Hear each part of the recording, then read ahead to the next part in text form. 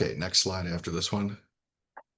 Okay, so I think mostly everyone is familiar with the events that have occurred since February 17th, when a policy of the government to um, cut back transfers from the central government to the regional government resulted in massive tax increases in the regions, spurred a protest and then a riot in Pati in central Java. Pati's often a place where there is some unrest. There's a lot of very vocal people in Pati, but the Bupati made some unfortunate comments after the protesters came in and said, "You better roll back the tax or we'll have 5,000 people in the streets." The Bupati said, "I don't care, bring 50,000," and they did. And that was the beginning of the unrest in Indonesia, which spread to Java in August. And basically what happened there is there was a wave of unrest about basically about living conditions. There's a 16% unemployment rate among youth. And there is also a lot of discontent among a large group of taxi drivers, online taxi drivers, mostly motorcycle drivers. They're called ojos. And they got together and had a protest at the beginning of August. And then the protest became more violent 2 days later. In one of the meetings here, I had predicted that the protests would be relatively muted, but there was an increase in the violence of the protest in the second protest on 13 August. And then there was an accident, in essence, in which a Brimob vehicle, South Korean-made vehicle, ran over a protester, and that spurred a tremendous amount of violence at night, which burned up numerous MRT stations and also the Trans-Jakarta stations, as well as other public infrastructure in Jakarta. They also, interestingly, spread to other places in Indonesia, and it was further exacerbated by lavish display of wealth by parliament members and also mocking of the protesters, which made them even more angry. And as a result, they looted some homes of parliament members and also looted the home of the Minister of Finance. The reasons for the riots, next slide, please. The reasons for the riots, of course, have to do with unemployment, but even more importantly, it has to do with the cancellation of central transfers to the regions. The village law, which was passed under Jokowi, transferred about $100,000 a year to each of the 80,000 villages in Indonesia and gave a lot of local control over the expenditure of funds. The central government has decided to curtail those transfers to consolidate their power, and that has left many of the regions in a fiscal bind and has cut off some of the flow of money. And that really is one of the precipitating factors for these riots, in addition to unemployment. There may be some military provocation here. There has been a long-term agenda for both Prabowo and Megawati to eliminate direct elections.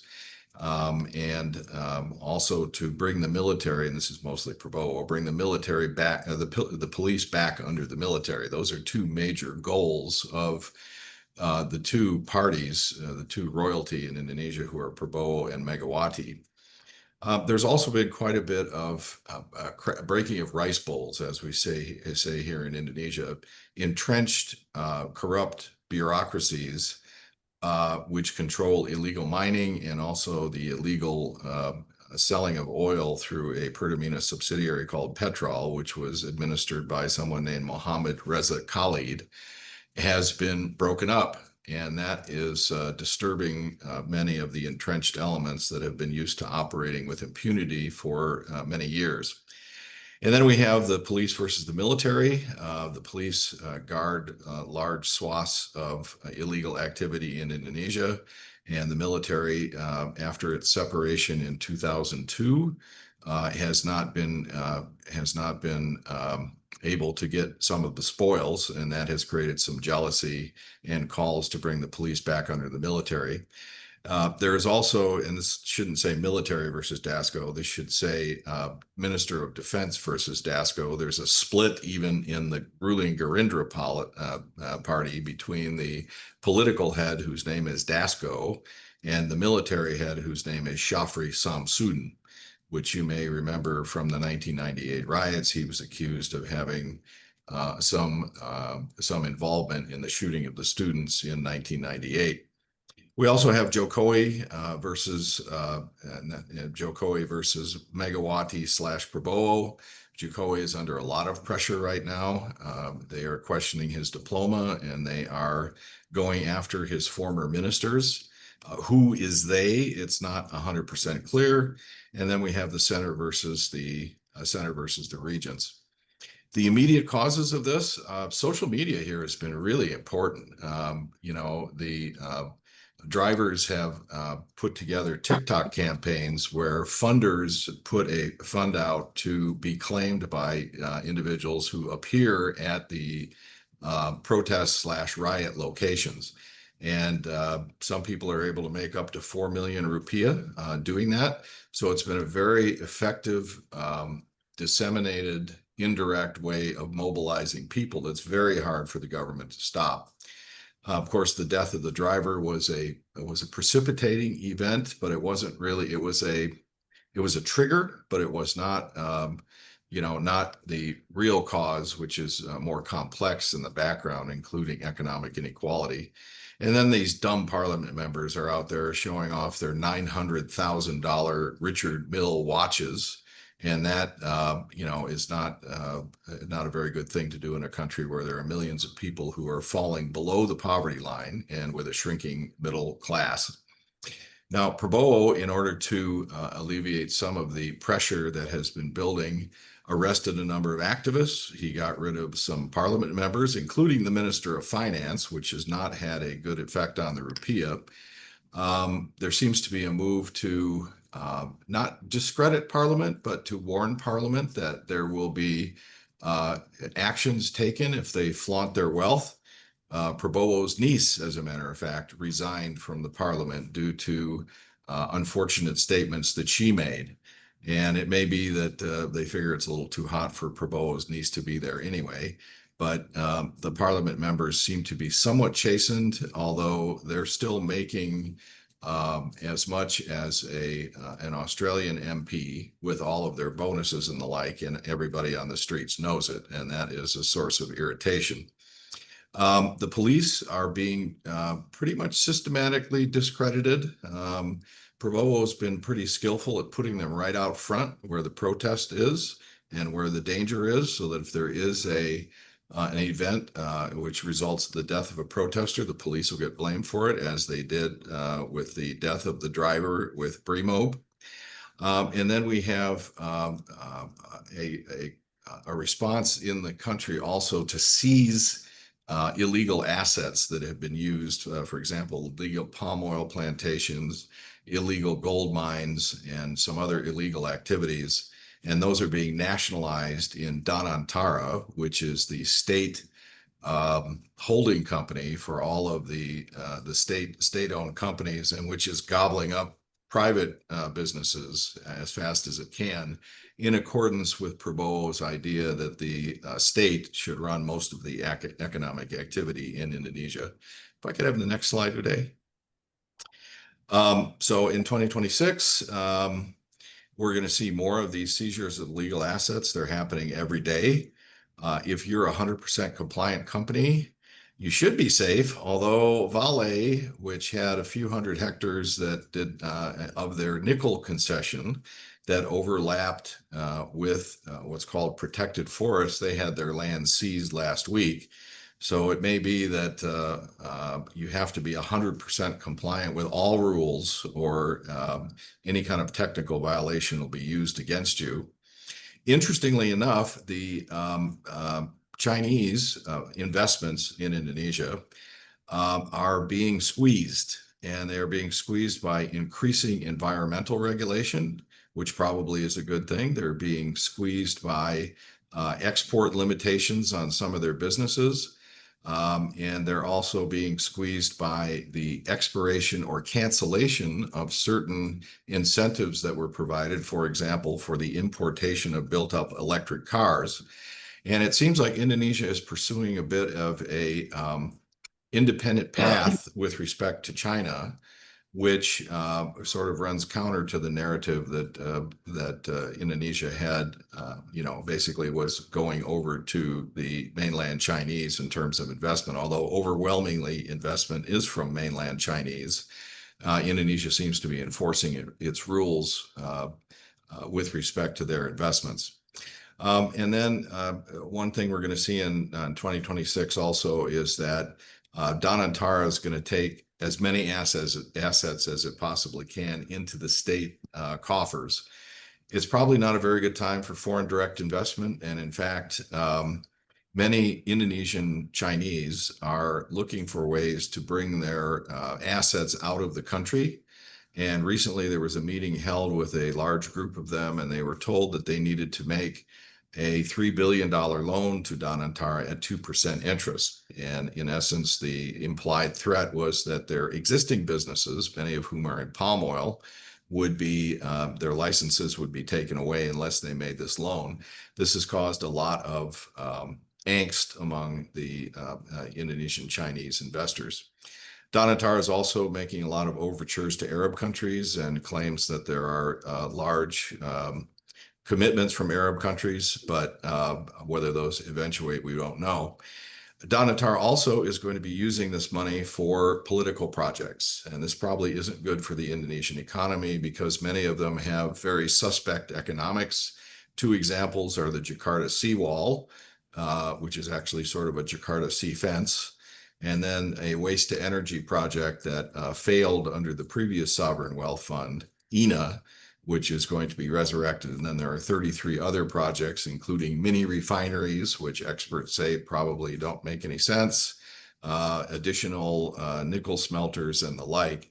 So nationalizing everything is what we're going to see in 2026. Next slide, please, Uday. Yeah, fiscal breakdown. Well, will it be a fiscal breakdown? I don't know. Sri Mulyani, who was a respected finance minister for 12 years, I think it was summarily fired on 2 hours' notice after the riots happened.